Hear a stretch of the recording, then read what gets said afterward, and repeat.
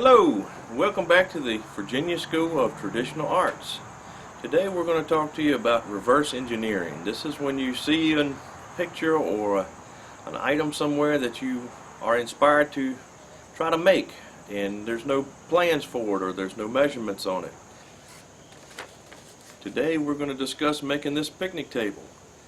This was my inspiration for making a set of these for my parents and my nephew. And I like this design. This particular picture came off the internet. You just googled picnic table images, and I like this one the best. I've made a few improvements to it and adjusted a few things, but we're going to go over how did I get the measurements to start with for this picnic table. On this picture, the first thing I started with was what size materials did this person use to make this. And if you look closely at these boards, these look to be, in my opinion, rough sawn, probably cedar boards. And you can see that by the edge of the seat here, and the edge of the top looks a little wavy. It doesn't look sawn, you know. Doesn't look like bought materials to me, and it looks super thick. That looks to be a full 2 inches if I had to guess. Same here. So with that being said, I don't have access to rough sawn cedar to make an identical table to this. So what I did is I decided I was going to use pressure treated pine boards bought from the home improvement store. And so the first thing I decided that I wanted to know what size materials would have been used. This person used 2 different sizes for the top. The 2 on the outside, we're going to call them 1 and 3. Look like to be 2x12s, and this one we're going to call number 2. Looks like to be a 2x10 or maybe even a 2x8. So we're going to call this 2x12, 2x12, 2x10 is what I decided to do.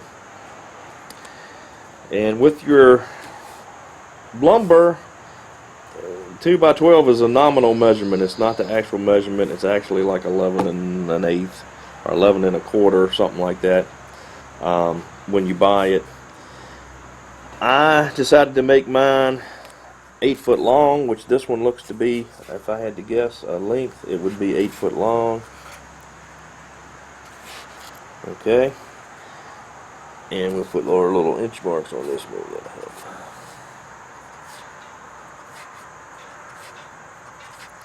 Okay, so we got 8 foot long. If we do our actual measurements, so we'd be 11 1/4 plus 11 1/4, which is 22 1/2 plus 9 1/4, say.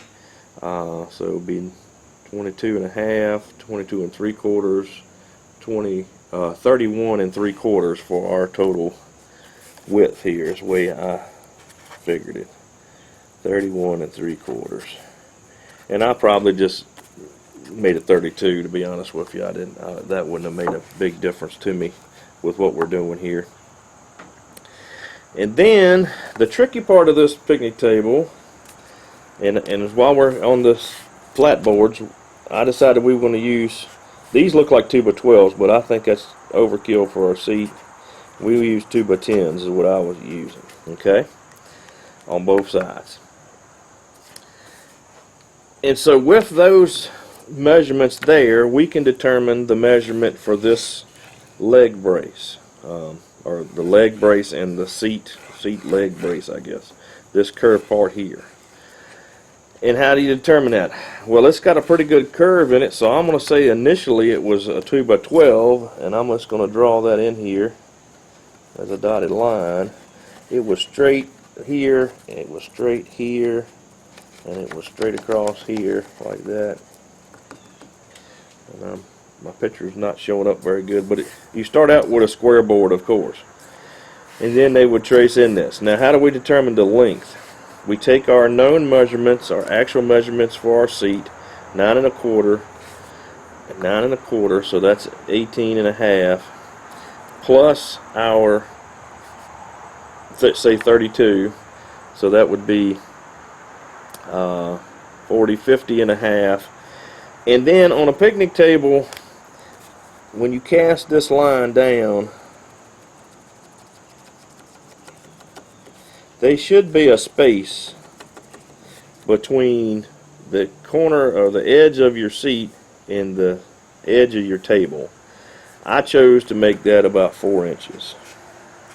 You can make it other dimensions, but 4 inches seemed like a good plan for me. So we're up to 50 and a half, I believe, plus 8 inches, so we're at 58 1/2 for our dimension of this board that runs here. 58 1/2. And that gave us our length on this board. We're going to use a 2 by 12 for that, so we can write that down as well. 2 by 12 for that board. Okay, so now we get to our legs. How do we determine those legs? On this particular project, the legs are probably the hardest thing to figure out. And you just got to know how something is put together. This corner here, I'll draw this line here so you can see these two legs are separate. This corner here has to be 90 degrees. This has to be straight up and down. This has to be plumb to that, or parallel to that. Not parallel, perpendicular to that. So that corner has to be 90 degrees. This edge and this edge that touch the ground have to be parallel. They have to be parallel. And if we cast a line down from the center, this corner has to be 90 degrees as well. So we have a triangle basically. That's what we're working with. Again, this has a very steep curve to it. So I'm going to say they use 2 by 12s for this. And I'm going to twist my 2 by 12 to make this leg. I'm going to say it went this direction. Let's see how to draw it. It went like this.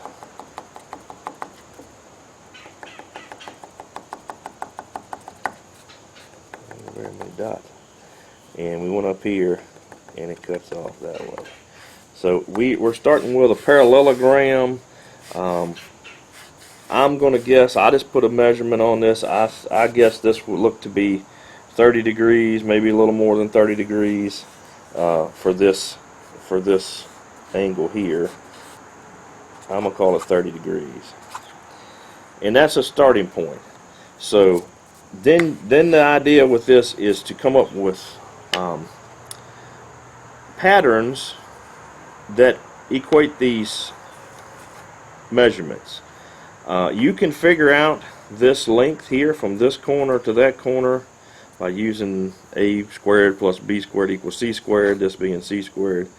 You can figure out your height of your table. I did that by going in and measuring my dining room table, which I liked, and it was about 30 inches. From there to the bottom of the feet here was about 30 inches. And so you have to subtract the thickness of your top, which is 1.5 inches, and then you can work out your leg measurement then. How to get the actual patterns, I did that by using my 2 by 12 as its own outside dimensions. I cut a 30-degree angle on it. Cut a 30-degree angle on it. And then I took a flexible board and I decided where I wanted my parts to be. So this leg would be that leg, and so I wanted this corner to be round and come in. I wanted this here to be 90 degrees. This portion here has to be 90, so let's see where 90 would be. And you put your square on this on your actual pattern. We'll call that 90. And then I just took and held me a little thin board up with a couple of screws, and I'd trace it. I'd put a screw here, and I'd put a screw about here, and I would flex my little thin board between those screws until I liked the curve I got, and I'd trace the curve. Down here at the bottom, I just freehanded that. On this side, I just freehanded about where I thought I should be over, and about where my foot wanted to stop, where I wanted it to stop, and basically disconnected the dots. I might have put a slight curve in it with my little skinny board, I don't remember, but pretty much like that. And so if you turn this up, you can see that that's your leg. This leg is this leg. And that's how I came up with that pattern. You've got to figure out, and you can cast lines off with your square. Once you get this line, you can cast down here 30 inches, or 29 and or 28 and a half. I think that's what it was, 28 and a half. And that'll give you where this line goes in. This is a 90-degree corner as well. So if you cast your line down this way, the way you do that, you hold your square up here, your framing square up here like this. It's not long enough, so you take a little strip of wood and you lay against the side of it, and then that gives you your measurement. You can measure that initially and put your mark on your board so you know where 30 inches is, and then you just take something out here and you lay it across this way, square of course, and you get that mark. And these two, this line and this line, need to be parallel, and they'll be the same angle. So it's a couple of ways to do it. You can just pick an angle and cut the board. With these 2x12s, they're relatively expensive, so I suggest working all this out on something that's not a 2x12, a piece of plywood, a piece of Luan, something that's not as expensive. And all you would do again is just draw the size board you're going to use, like a 2x12, lay it up there and trace it, and that gives you your starting lines, and then you can work out the rest of this just like I've shown you here. We chose to make our tables 8 foot long. That's not a requirement. You could certainly make them shorter than that. I also, on this one, it doesn't appear to have a brace, and I added a brace on the ones I made that go underneath here like this, up to the middle of this top. And this was just cut at a 45, just a 2x4. I did one on each end, and I also chose to add a board between underneath the seat here like this. You can't see it unless you look under the seat, but it's a board underneath there like that. It's just a 2x4 between this and that underneath the seat. So when you sit on your seat, if it's an 8-foot table, a lot of times, no matter what board you use here, if you sit on it, 2 or 3 sit on it, it'll definitely sag. So that's a brace that will keep it from sagging. And then to hold this together, and I can't really see much underneath here. It's hidden by the top. But I put a board underneath here like this and screwed through it like that. And that's what's going to hold the top of my legs together. So with this board and this board here, your legs are a sub-assembly. You set that up first, and then underneath the top 3 boards, I put 3 boards look like this, one in the middle of course, and one on each end.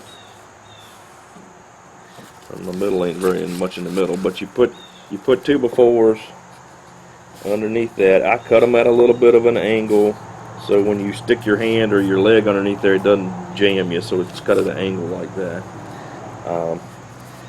And that's how I hold the top together. I actually build the top as a separate piece and just set it down, and then I can screw through this brace I have here into this other brace here that holds the top down. And if you put these under the bottom and screw from the bottom towards the top, be careful that you don't run it all the way through the board, but you don't see screw holes. And if you wanted like super strong, you could also screw the top down through these main boards through to this brace here that I have added. And so now we're going to walk you around the picnic table and we'll show it to you in real life.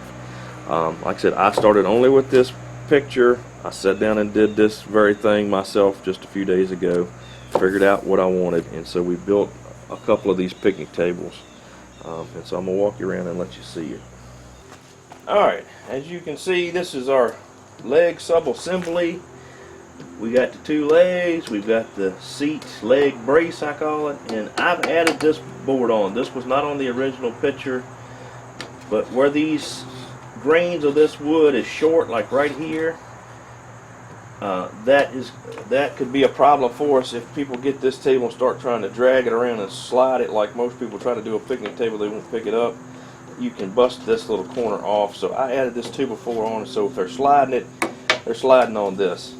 I also added these brick pavers. This will go with the picnic table. This will extend your life of anything wooden on the ground by putting it up off the dirt itself. So, and this board could be replaced if need be in the future. It's just screwed from the bottom. So this table should last a really good time. This is our brace that we added underneath here that goes from this board here up onto the bottom, or the bottom of the top up here. Let's see what else we can show you. And we've got this is our sub-assembly board right there, and then you can see the edge of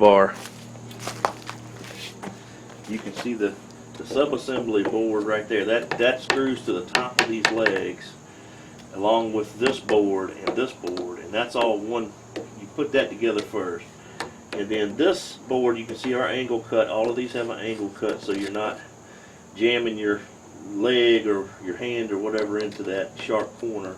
And we've sanded those corners around a little bit. And but that's our.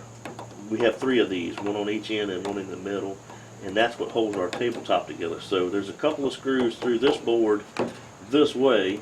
We can take those out and we can pick this hole and take our brace off. Take our little center brace off here, and we can pick that whole tabletop up if we choose to. And you can see our brace under here, right there, and you can also see our board that's underneath our bench that's bracing it. There's one on this side as well. And we did screw through the top of our seats on those to they're 2x4, so we didn't really have screws long enough to go all the way through the 2x4, but I don't think that'll be an issue.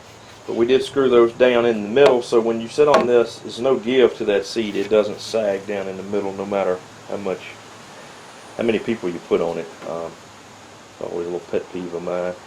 We have rounded all the corners on this.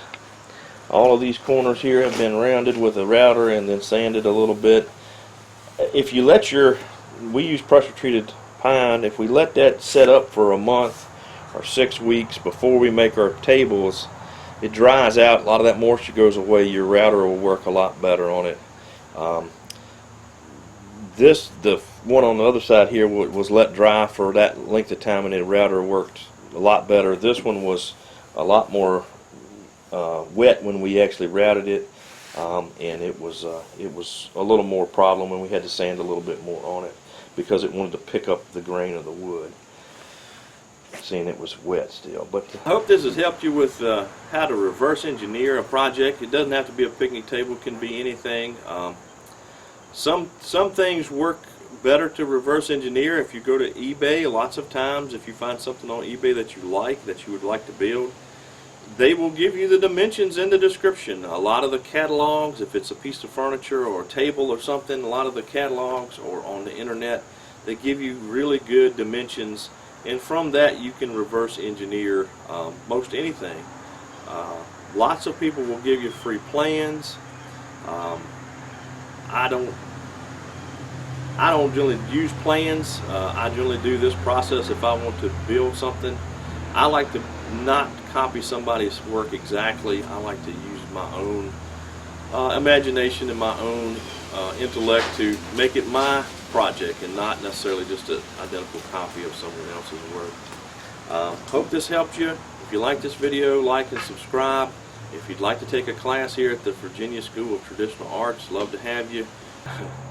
I hope y'all have survived the pandemic and look forward to seeing you at a class. If you have any questions, please leave a comment. We'll do our best to answer them. Or give us a call. We'll talk to you on the phone probably a lot faster than I can type. Hope y'all have a nice day. Get that stick.